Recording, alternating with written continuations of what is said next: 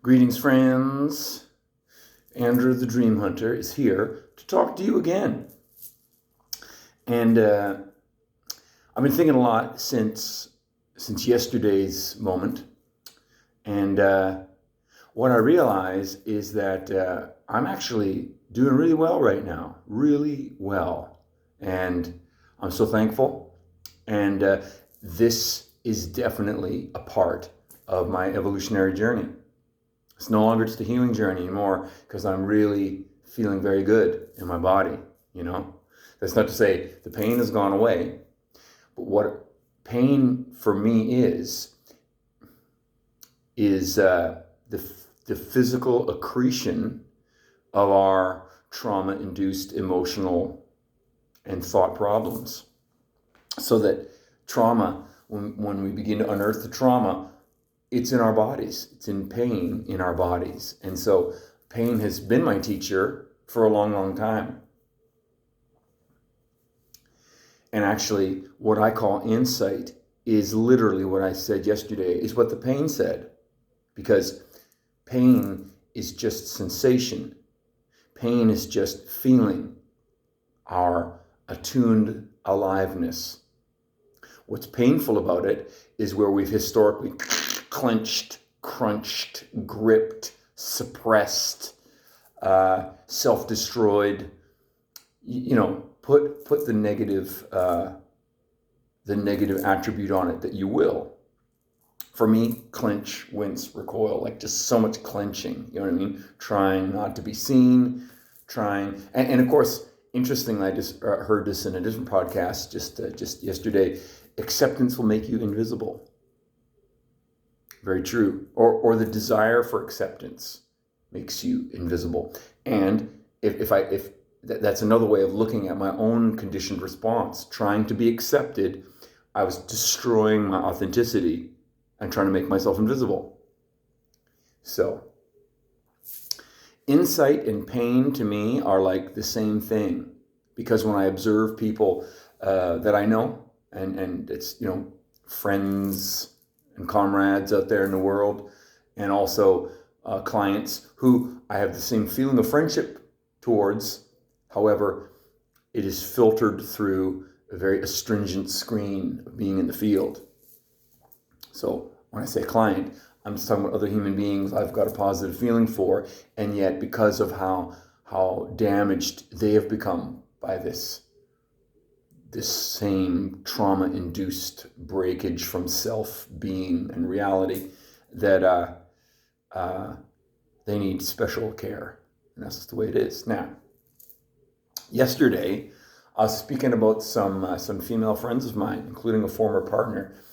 And I'm always reticent to talk about other people because it sounds like, it's not me, it's them. Because that's when I was trapped when I was younger. But I actually learn from being around other people. So what I'm going to say about them is only what I'm learning. I just want to make that clear from the outset. Because really, in my reality in the last couple months, there have been 3 women standing near to me, and none in an intimate and healthy way. There's my former partner. We've broken up. Everything is moving toward dissolution. And all I can say between her and me is that intergenerational trauma won the day. And I'm sad to say that, but when it comes down to it, only you can do the work. Only I can do my work. Only she can do her work. And what I observed in the end is that she didn't really have any insight at all. She pretended to have insight because she would cultivate herself into roles that she would play around the men in her life, starting with her very, very, very traumatic beginnings with her own dad. And so that intergenerational trauma just crushed her, and she is never able to be vulnerable in her own pain. What she does instead is curate a new role. So that what she thinks of as insight is just her misinterpretation of what she thinks other people see of her. So if you want to think about that classic self and other, she has no self because she has been the other and has been so dominated and persecuted by others that she has no self. She's only got what she thinks other people think of her. And it's all negative and bad. So, I mean, where do you go, In our relationship, it turned into a loveless game of survival in which, at the end of the day, I know I was supporting her, but she wasn't supporting me. That's how I felt. And if we ever talked about it, it just became an argument because she thought she could just dictate to me how I was feeling. And of course, that was done to her, so it makes perfect sense. And why I talk about intergenerational trauma is because for her, she's the victim, but in that assumption, she is not acknowledging and not able to acknowledge that she is also the persecutor. That is the problem. You bind to one and you create the other at the same time. It is a weird, paradoxical situation, and it's definitely a kind of person that I've met a lot in my life, just trapped in negative thinking, addictive process, just, we're apart now. It was the best thing. And, I'm concerned for her. But in the end of the day, only she can do her own work. And she was using me to replace her own work.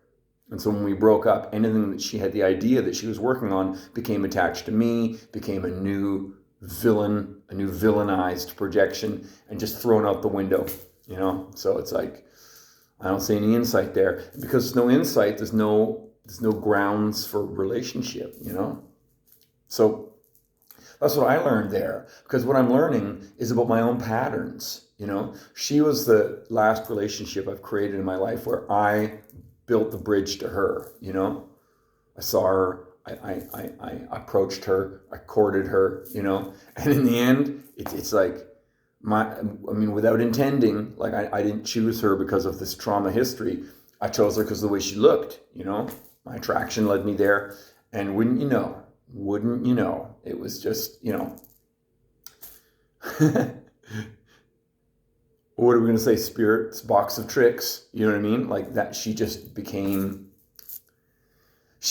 and I became, and we became together intergenerational trauma. And the only way was just to leave that behind, unfortunately. Sad but true, And in the end, it was my own self-importance that was holding me there. And so at the end of the day, when we broke up, it was,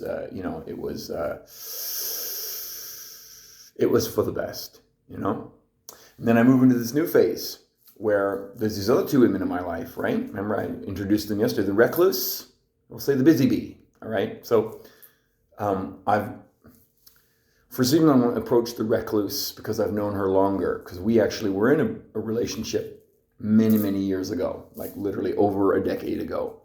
And she came back to me after all these years. And so we started to talk, we started to interact, and there seemed to be a kindling of that old connection, right? And I recognized very quickly the game that she was trapped in. It's also intergenerational trauma because it does come from her parents. Her dad has got a severe depressive disorder as well, right? But hers manifests differently. She's on her own. She doesn't engage with people. She just, she's an isolationist because everyone bothers her, So she's got this very deep set antagonism, hostility towards the world. And I will say that my former partner also had that as well. A very deep, unrelenting hostility and violence towards the world, but hidden. Right? And so in different coping mechanisms. So the recluse, when that began to rise and she began to get drained by being around people that annoyed her to the point of distraction, she just gets on her own, isolates to just try to stop it as much as possible. But there's no peace there. There's just coping. It's just a coping mechanism. So over time that we began, we come to this impasse where, like, I said it to you yesterday, she's the kind of person where if she sees something new, it excites her. She also is very nomadic, very gypsy-like. in that, like, she moves from city to city, she moves from apartment to apartment because she gets something new, and for a brief time, she's away from the negative thinking. That's it's like a wet blanket cloak that comes over, just wraps her up. And so I watched it encroach. It seems like, we'd come to some level of interaction and closeness, and then I'd observe the negativeness coming up, and the negativeness would crush it. You know what I mean? And then she'd come back and be like, "Oh, I'm ready for more," and then we'd continue further, and then it would happen again and again, and I would call those moments impasse, because they were moments where whatever intimacy was growing between us, it hit the barrier of her negative thinking. And I mean, she's got every right to not want to know me or interact with me or expand in intimacy with me. But she was the one who sought me out. And then every time we came to impasse and broke apart, she's the one who would come back and ask for more of the connection, right? And then we reached another level, and then suddenly she's like, "Oh, I think I'm going to move again in just a couple months." So here she is courting me and talking about relationship, and already talking about leaving town. Very strange, because any feeling of vulnerability or intimacy that I observed would immediately cause her brain to begin negatively, like, "Well, I've got to escape this, I've got to deal with this, I've got to isolate from this, I've got to get away from this." And then before you know it, finished, right? So with the recluse, and it's not just negative thinking. She also has severe depressive disorder, and if she wasn't medicated, she probably would be in a hospital ward. Because when I talk about negative thinking, when I talk about trauma response, when I talk about intergenerational trauma, I'm talking about things which literally deactivate our loving energy. It's a deactivation. And instead what you get is this survival mechanism. It's all about survival. I'm going to survive this. I'm going to survive this moment by eliminating anything that makes me feel vulnerable. I mean, it is just textbook trauma induced response. We want to survive it. And at one point, maybe it had a survival value, but after a certain point, it just shuts life down. So for her, it's like our last conversation was an acknowledgement of another impasse and a final impasse. And it was so interesting, because when I knew her before, I was the same way, in that I couldn't be authentic, I couldn't be vulnerable, and due to my own patterns of my own negative patterns of shame and whatnot, everything went wrong between us. I thought, well, it's all my fault. No wonder she doesn't want to be with me. I'm just such a terrible, dangerous asshole. No wonder, right?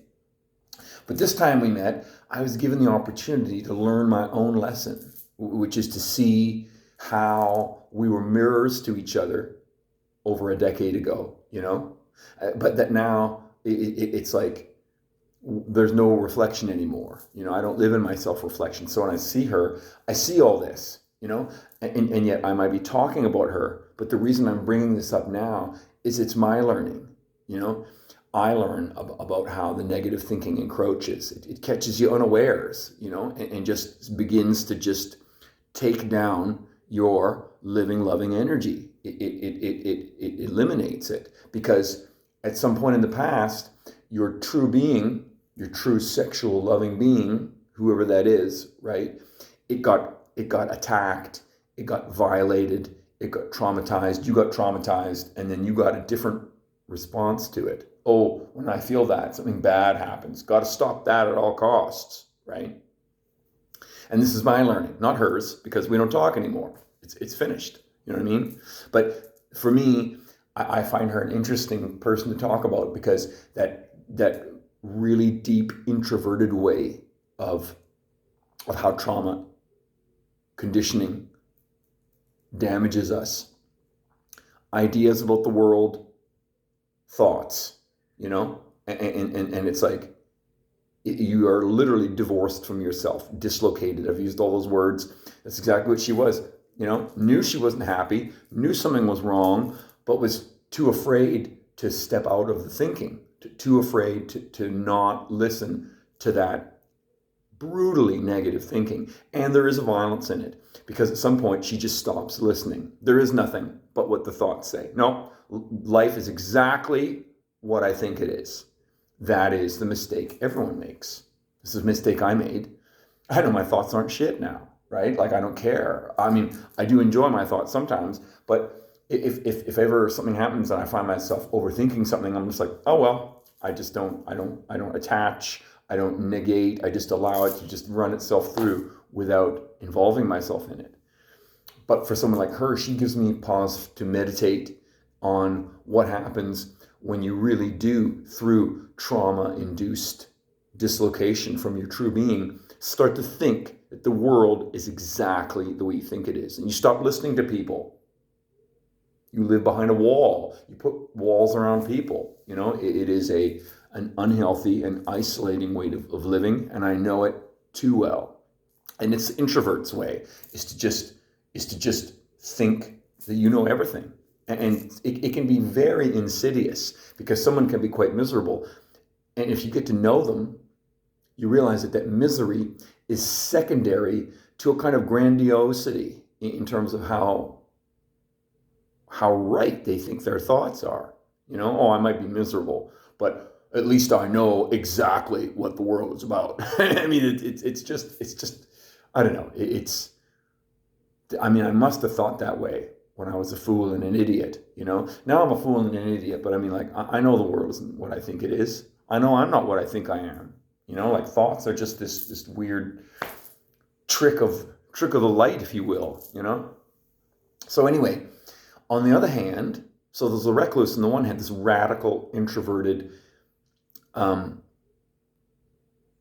major depressive disorder, and deep down there's a latent violence in there, a violence that makes her unable to be around others, because she's just so hostile, you know.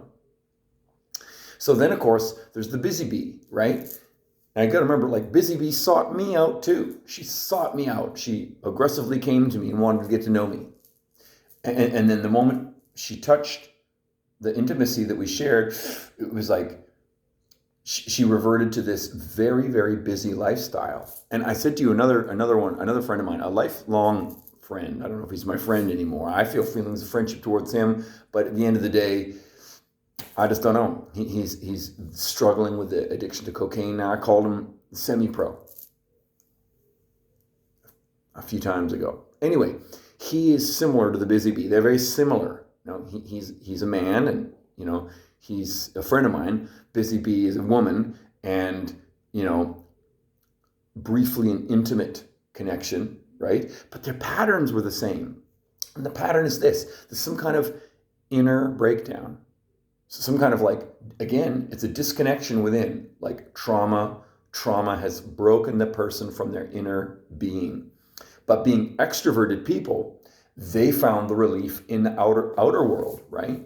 And both of them are the same. Frenetic, obsessive external activity, you know, exercise, work, just losing yourself in an endless outside activity that leaves you exhausted, unable to think, you're just punch drunk from busyness.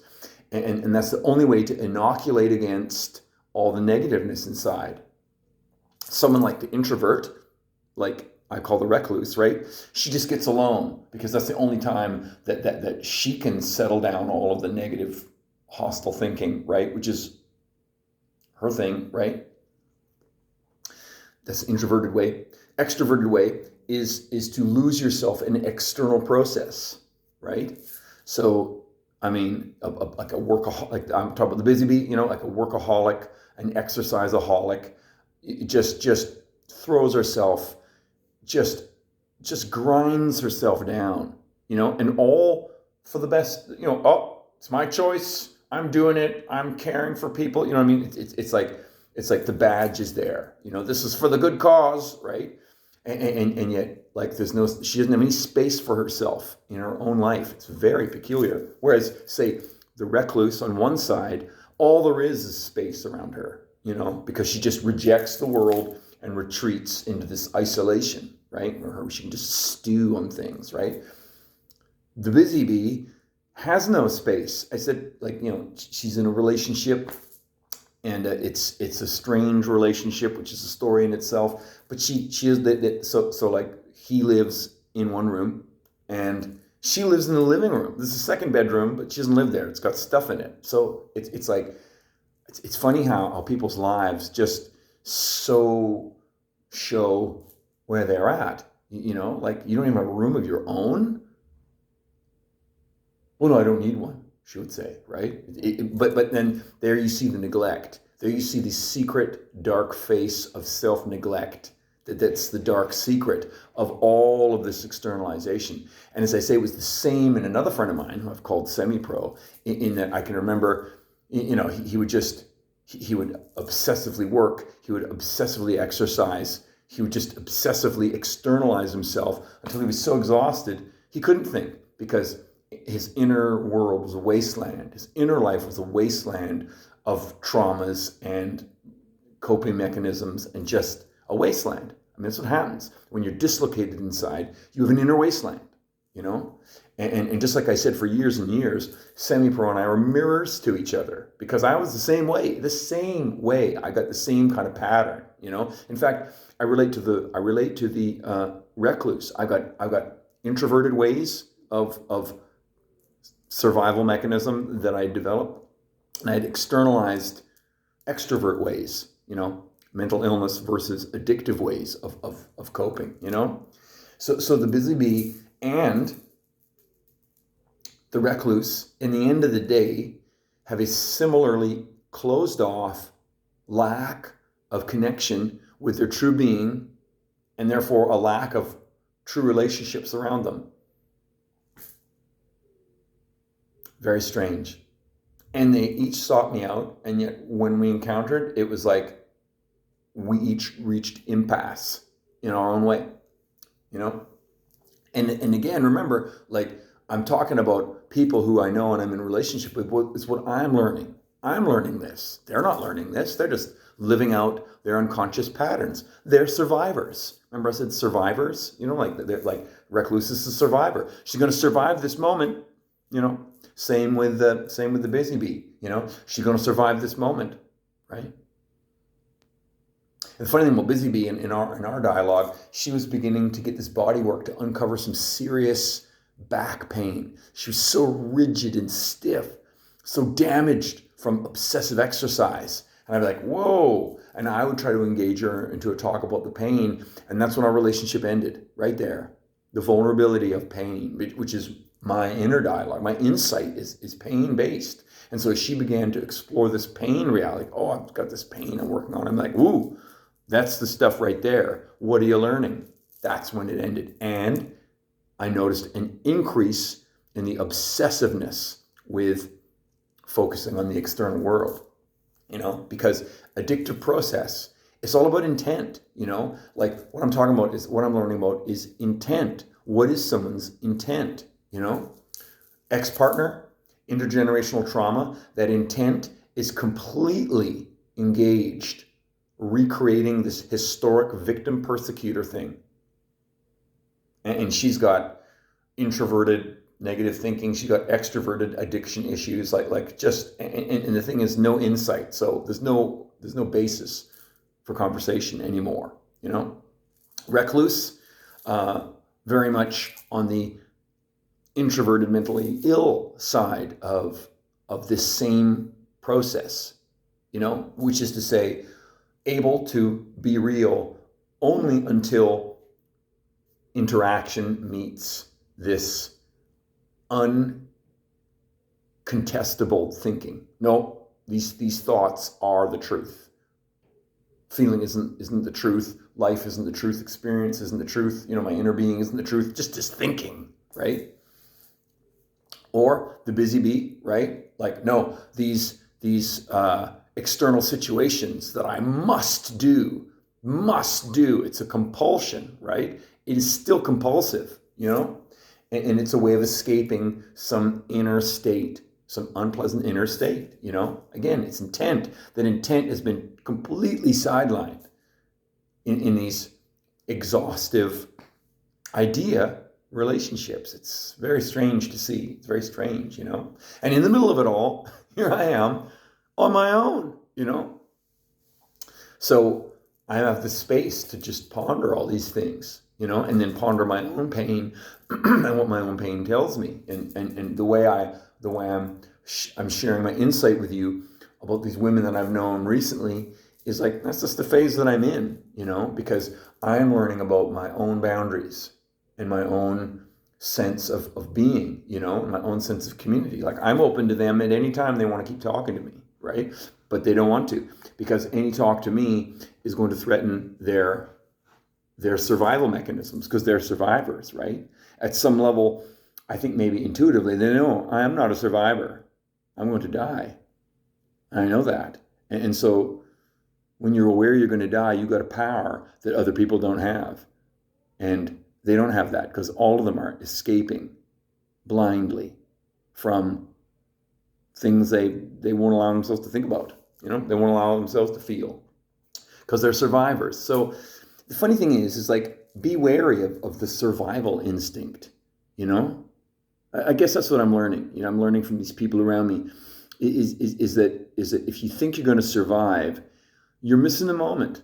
There's nothing to survive. No one survives. No one's getting out of here alive. All the people you love are going to die. You're going to die.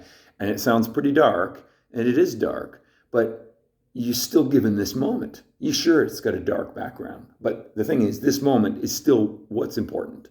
The living moment, being here, being in the gift of this day, and that's what I notice that very few people seem to be able to get into. That's weird. It's weird to me. So, what the pain tells me is that surviving is not living. I wish I could tell it to these people, but they're not going to listen. And so therefore, I have disconnected from them. I mean, they disconnected from me. Don't get me wrong. They made the choice. They made their choices, right? They were not interested in what I consider to be knowledge. And so that was that, right? So then I'm left here. And that's all right, because you can only do what you do. And what I'm doing is my own work. And I only want to be around people who are doing the work, who are turned on, And if I got to be around people who aren't turned on, then I'm going to engage only insofar as I can share that loving energy glimmer. I mean, that's pretty much what I'm alive to do now. There's nothing left but that, There's nothing left in my life but how much love and energy being I can manifest until I'm out of here. That's it. And I've been given this day, and so for some reason, I don't know, bringing up these women in my life seemed to be an important thing to share, because that sexually energized connection. I don't know. I learn a lot. In those conditions, I wish I could be learning together with someone. It doesn't seem to be where I'm at right now. Spirit has put me into a place where I'm observing people trapped in their routines, and how when someone is trapped in the routine, trapped is my word, but for them, they are honestly seeking survival. These are their coping mechanisms. This is how they survive. And so who am I to come in between someone and their sense of their own survival? You see, it means that the connection becomes a very limited possibility instead of being the infinite possibility that it really is. Very, very strange. And the thing is like my work in the field is all about those kind of relationships, to go and like bring total presence and allow someone to be who they're going to be, even if it's in a very limited space. Because, when you're dealing with severe and persistent mental illness and intense addiction, that person's got a very, very reduced space of like possibility inside them, And so I talk about, clients in the field. These are friends of mine. These are women who sought me out, and I thought we were going to perhaps create relationships, And in the end of the day, all I discovered was a kind of client relationship based on my unconditional positive regard. For us to continue means I've got to just, be very caring and giving, in my motivational interviewing, shall we say, in terms of like being in that space that they're able to be in with their mental health limitations in the case of the recluse, or with the addiction process limitations that the busy bee lives within, right? And the funny thing is, this survival idea, I know it so well. I was a total survivor when I was younger. Evasive, elusive, no one could reach me, no one could pin me down. I was surviving these moments. And survival meant some kind of escape pod of like negative thinking, isolated abstraction. I mean, that was that empty, go nowhere wasteland life that I was creating, So now that that's past, and I'm no longer enslaved by that mirror of self-reflection, when I get into this hall of mirrors of relationships with people who are still trapped in that place, it is definitely interesting. It's definitely interesting.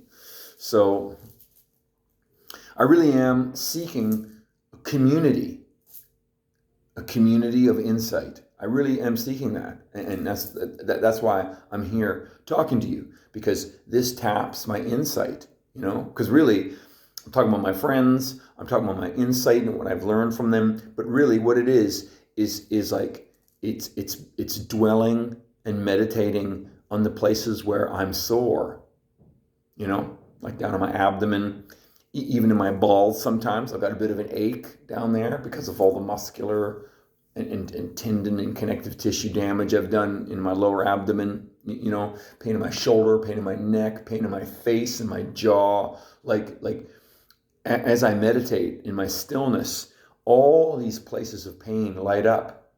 A couple of times ago I was rubbing my stomach there because that's another spot where I felt habitual pain, right? So as I don't succumb to former patterns of tension and suppression and dislocation, this pain alleviates. And as the pain alleviates, it's like new space in my being opens. And this is where music comes in, because music is a place where all this expansion, I'm allowed to transmute it into tonal beauty, I resonate musically, like all this expansion, all this healing, all this loving aliveness and increase of living energy and living focus. Music allows me to activate it. But then when I come back into my relationships, it's like people aren't changed. I'm changed. And at the end of the day, they can't be with me, or I can't be with them, because I no longer am vibrating on that frequency. And because I'm vibrating on a freedom frequency, that means that I'm an active threat to some people's coping mechanisms. Like for the busy bee, if she let go any of those distracting, compulsive, externalized duty and responsibility relationships, she would feel so unstable, she might start drinking again. She might get into other more deadly addictive patterns because she's afraid of who she is on the inside. And so she latches onto these things out of security and survival to survive that negativeness that she hasn't quite unearthed. She hasn't quite unearthed it. And so as a result, we don't have a true dialogue anymore, because where I'm at is the thing that threatens her. And there's definitely that texture between us now.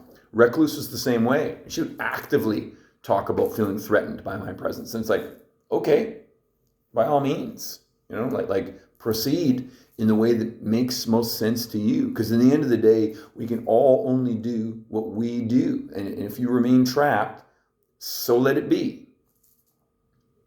So let it be.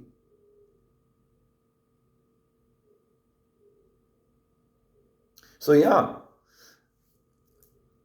You're either surviving the pain or you're learning about the pain. If you're learning about the pain, I would say you're then in a loving, healing, evolving, dreaming journey. You're then in a spiritual seeking journey. You're in a journey of evolution. You're in a journey of enlightenment. However you want to talk about it. However you want to talk about it. Because there's different ways to talk about it. You know? For me, I say loving, healing, evolving, dreaming. Because those are the modes of how I feel liberation acting inside of me. You know, that's how I feel intelligence blossoming inside of me, in those modes. And that's the result of the work that I've done and continue to do. Because once you start learning, learning is an unending experience. So, you know, in your own life, think about how you feel. You know, are you allied to freedom? Are you allied to infinity? Are you allied to like that intelligence that's outside of your mind? Do you feel a loving blossoming inside of you that's leading you? Do you find that the world is transformed around you? Or are you in another place where you're surviving this dark place that you're living in? I wonder. Anyway, that's pretty much my thoughts today. These thoughts on these women that I've known, and interesting, there's 3 of them, you know, because that's one of those spooky spiritual numbers, and that's what I'm going through right now, because I'm still waiting on the decision of the Spirit, and life is manifested around me, and we shall see, you know. So anyway, that's what I got to say today. If you're out there, be well, and get to that higher ground inside. Keep reaching and manifest. See you later.